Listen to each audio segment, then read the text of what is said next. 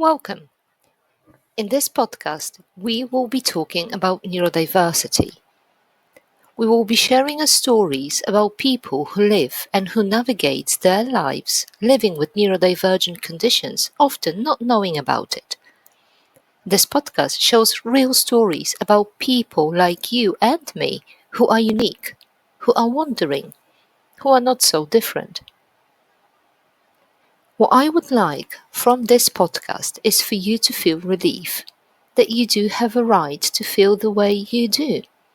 And I was hoping to give you some strategies so that you could challenge old narratives. As I can imagine, some of your tendencies were interpreted for something very different to what they really are. Maybe you heard a comment that you are talented but lazy, or that you are being rude because you said something and rudeness was not your intention. Hey there, my name is Marta and I work as a neurodiversity support manager. In this role, I am helping individuals with neurodivergent needs to understand their tendencies in hope that better understanding of ourselves helps us and others to see that we are not so different. In this podcast, we will explore the lives and behaviors of various individuals, each from different background and known for different reasons. I'm putting the word famous in a quotation mark, because what truly interests us isn't the fame itself, but the unique ways people think, feel, and act. In the heart of this podcast is neurodiversity, but not in a clinical sense. Instead, we will be looking at behaviors through applied lens. I would like us to ask, could this person's way of thinking, behaving, or interacting with the world reflect a neurodivergent profile? It is important to say up front that we are not diagnosing and we are not claiming the truth. We also not using tendencies as an excuse. Most of all, we are not judging. We do, however, debating, learning, and exchanging experience and ideas.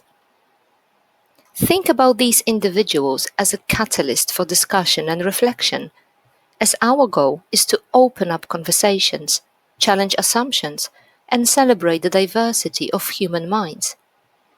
So with this in mind, let's get started. I wonder if you could guess who will be the center of our attention in our first episode. I'll give you some clues, okay? Known for his chilling films and iconic silhouette, you might remember an old TV program where the intro starts with this silhouette being drawn with black lines on a white background and his name underneath. You may associate his name with horror movies, as he was a master of psychological tension. Did you guess? Well done! Our first episode is about Sir Alfred Hitchcock. Known for his chilling films and iconic silhouette, Hitchcock was a master of psychological tension. But beyond the camera, his personal traits have sparked my curiosity. Some people stated that Hitchcock was an unpleasant man, but I wonder if some of his behaviors reflect a neurodivergent profile. Let's have a closer look at his early childhood. Alfred Hitchcock was born on the 13th of August, 1899 in Leytonstone Place in east of London. According to the author of Hitchcock's biography, A Life in Darkness and Light, the area was, and I'm going to quote here, fast growing in the industrial spirit, losing the touch of a countryside to hungry developers, where the population doubled up after 1861. I would like to add that the East End was haunted by the shadow of Jack the Ripper, who is believed to murdered at least 5 women in or near the Whitechapel district, also East End of London, and that was between August and November 1888, so 10 years before Alfred Hitchcock was born. I can imagine that after a decade, those events associated with Jack the Ripper were still alive in the community and potentially influenced Hitchcock. This, in my opinion, can be a clue, as often childhood environment or specific topic may lead to form a fixation. Also, when I say fixation, I do not use this word as a synonym or replacement for obsession. And my understanding is a bit different than the classic Freudian definition of it. Now, I understand that fixation can be a universal human experience, but from a neurodiversity perspective, fixation is voluntary, it can be pleasurable, and if managed properly, it can regulate neurodivergent mind, although sometimes it can be socially awkward. Back to Hitchcock and his early childhood. He had 2 siblings, but he claimed to be lonely. Now it's not clear to me if he was a loner or was he feeling lonely despite having siblings. Can you see the difference? This presentation can be an additional information for our debate, as individuals with neurodivergent tendencies can have difficulties with social interaction, despite the fact that we are all social creatures, wanting belonging and acceptance. Social in the sense that every human needs that social connection. And of course, the nature of the connection and the extent of it would be different if you compare an introverted person to an extroverted person, a shy person to a party animal. For some, social contact can feel exhausting and difficult. Yet there is that primal need for a social connection and network. So in terms of Hitchcock, I do not know if he wanted the association but didn't know how to uphold one. His father, William, was a strict man. William, as was his father Joseph, was a successful greengrocer. Remember when we were talking about the area where Hitchcock was born? A greengrocer business, back then, seems like it would have been quite successful. Hitchcock's family were hard-working people. William, however, was described in multiple sources as a strict parent. In one of the sources, I found a story that William wanted to punish Alfred and ordered him to appear at the local police station. He then convinced a police officer, who I believe was like a family friend, to lock up Alfred for a short period of time so that he can feel the restriction of being confined and scared him in hope that this will teach Alfred a lesson. Many years later, Alfred Hitchcock will recall the clank of the door and the sound and solidity of a closed space. Now, can I draw your attention how sensory loaded this recollection is? It focuses a lot on the sensory experience, especially auditory experience of this event. Alfred Hitchcock claims that this event started a lifelong fear of jails and police.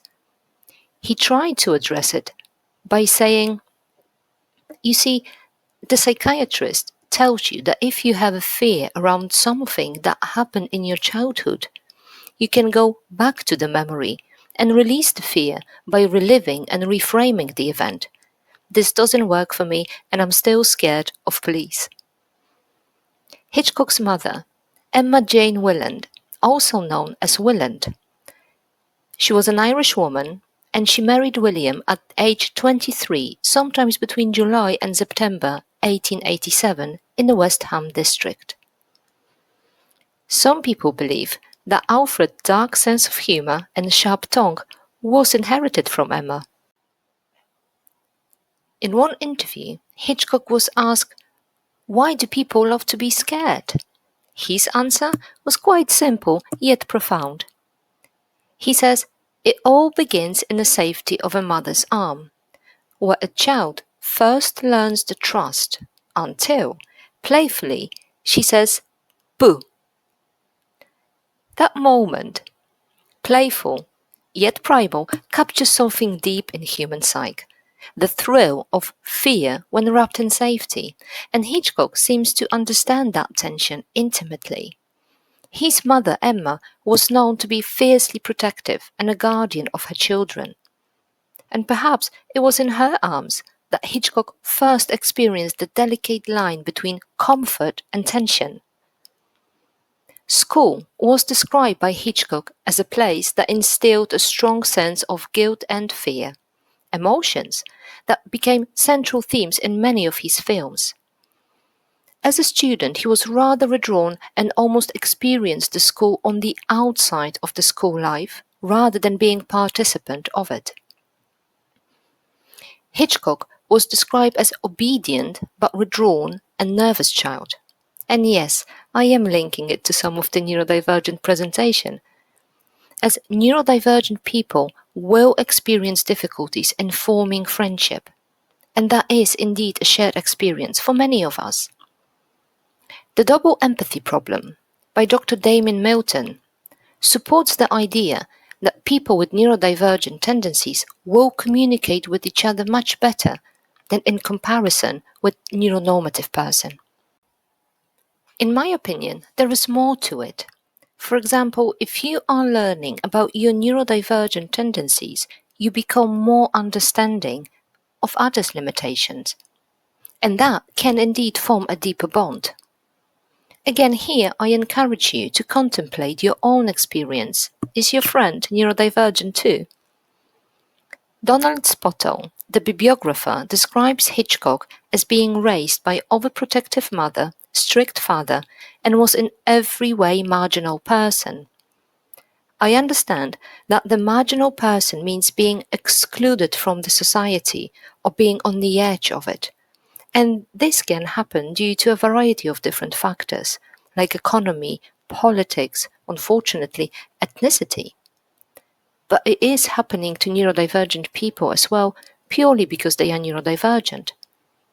He also describes Hitchcock as excluded man by saying he was an outsider all of his life. Remember earlier when I've mentioned that some people found Hitchcock difficult? Well, one story stands out. During his conflict with the actress Tippi Hedren, the leading actress from The Birds, Hitchcock, allegedly, had a doll made to look exactly like Tippi, the same face, the same green suit from The Birds. Then he placed it in a coffin and sent it to her daughter, which was no one else but Melanie Griffith, and at that time she was 6 years old. Later, Melanie spoke about Hitchcock with clear discomfort. What does it tell us? Yes, it can tell us that Hitchcock was just a rude man. But from a neurodivergent perspective, we can interpret that as a rigid thinking, a trait often observed in neurodivergent individuals. It's that trait to see people in black and white terms, safe or unsafe, good or bad. And once someone lands in the unsafe box, they tend to stay there. So here is something to think about. Have you ever found it hard to change your mind about someone once they've let you down? Do you hold on to the first impression, even when things change? I also came across an interview that may be seen as another example of Hitchcock's rigid thinking. When sound replaced silent films, a reporter asked Hitchcock if that change had shocked him. His reply? Classic blunt in my opinion, and ironic. He said, "Well, no, it didn't shock me. The silent movie was strange, as when a person opens its mouth, a sound should get out." Have you heard the phrase special interest? Many individuals will have special interest. And special interest differs from what we would call a hobby. Special interest is more intensive. So let's say it's a high intensity in comparisons to moderate level of hobby. Hobby is also done casually and often with others. But special interest can last years, and often interruption is associated with distress. It is very important for a person to finish the engagement. So if you are asking a person to stop what they're doing, give them some time. Do you have a special interest that helps you when things are difficult, that brings pleasure and distraction, that influence you in a positive way? Very often, special interest is a great strength of neurodivergent person. How, you may ask? How about this as an example of a superpower? Hitchcock thought himself the mastery of film creation. Bill Korn says that Hitchcock was a self-made man who taught himself the art by reading manuals and technical newspapers for the trade. He then meets Michael Borker, who sends Hitchcock to Germany after Borker recognized the potential in Hitchcock as a future filmmaker. In one of the short interviews, you can hear how Hitchcock talks about the famous shower scene from the Psycho. Yes, the scene that probably made you jump in cinema. And okay, it made me jump too. But this is not how Hitchcock saw these scenes. He described that particular scene as 78 pictures in 45 seconds. We also know that he liked to go to the cinema and observe the reaction of his audience. Can you see how technical, how detailed description he provides? In my experience, many people with neurodivergent tendencies are visual thinkers. Well, every movie Hitchcock ever made was first created in his mind. He used his exceptional gift to build tension between the scene and the audience. His use of camera movement to evoke psychological tension. Do you remember the dolly zoom in Vertigo? That reflects a kind of cinematic pattern recognition that aligns with neurodivergent strength. I encourage you to reflect if you are good at remembering informations that are presented to you as a picture. Or do you prefer when a teacher or instructor shows you, demonstrate how to do things rather than just talking about it? Maybe you work better with pictures, a visual aid, rather than a written instruction. If that is you, talk to your teacher, your neurodiversity manager, as they will be able to help you with that. Hitchcock was famously private, often described as socially awkward and emotionally distant. In interviews, he often appeared emotionally flat. I remember watching one of the interviews with the sound off, just to observe his face. And honestly, I couldn't tell you if he was talking about something joyful or something disturbing. Was it a personal story or just a small talk about the weather?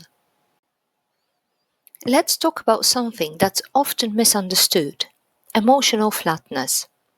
You know, that neutral look some people may have. It doesn't mean they are not feeling anything. In fact, many neurodivergent individuals feel emotion very deeply. It's just that those feelings, sadness, excitement, don't always show on their face or in the body language. This can lead to real confusion. Someone may be hurting inside, but because they don't look upset, others assume they are fine. Or worse, they're seen as cold, uninterested, distant or aggressive. That kind of misunderstanding can be painful. It can mean emotional suffering goes unnoticed, and people are dismissed simply because they don't express emotion in the way others expect. Have you ever had that moment where some reacted to what you said in a way that totally surprised you? Maybe they thought you were being rude or distant, when really you were just being yourself. That's the kind of misunderstanding we are talking about. And it's one of the reasons why emotional expression and how we interpret it deserves a deeper look, especially from a neurodivergent perspective. Now, Hitchcock had a dry, iconic sense of humor that often caught people off guard. He once joked that he lost a lot of weight, but only in his little finger. On another occasion, He corrects a journalist by saying, "I never said all actors are cattles. I said they should be treated like cattles." Or the length of a film should be directly related to endurance of a human bladder. He also have a dark humor. In one of the interview, he said there is a humor in the graveyard. And then he spoke of how British people often joke to relieve tension, even in the darkest moment. What is your taking on the British sense of humor? Is it true that humor is part of British culture? What happens when two minds meet in quiet brilliance? Alfred and Alma is not just a love story, but a partnership that shaped cinematic history. Alfred marries Alma in 1926, and this marriage lasts for 54 years. Alma was a screenwriter and an editor who worked on many Hitchcock's films, including Shadow of the Doubt, Suspicion, and The Lady Vanishes. She was known as Hitchcock's most trusted critic, often catching continuity errors and refining scripts. Hitchcock famously said the Hitchcock touch had 4 hands, and 2 were Alma's. This is true to so many neurodivergent relationships. ND people can be sensitive to criticism from others and can present exaggerated reaction, especially if you add difficulties with emotional regulation, then criticism can become overwhelming experience. But if the feedback is presented by someone who knows us, and then we know we have a great connection with that person, we know we can trust them, suddenly the criticism doesn't raise our defense, as we know we are accepted the way we are. Do you have that person? I hope you do. At the end of this podcast, I would like to summarize what we've said so far. So some have speculated that Hitchcock may have shown traits consistent with neurodivergent tendencies, like autism. His rigid routine, his difficulties with emotional expression, his deep focus on specific themes, and his struggles with interpersonal relationships. These traits does not define autism, but they do invite us to look deeper. Hitchcock's brilliance wasn't despite these traits, but because of them. If you recognize some of these characteristics, speak to your neurodiversity support manager, talk to your teacher, and explore your strength by learning about your tendencies. Thank you for listening. I do hope you visit us soon.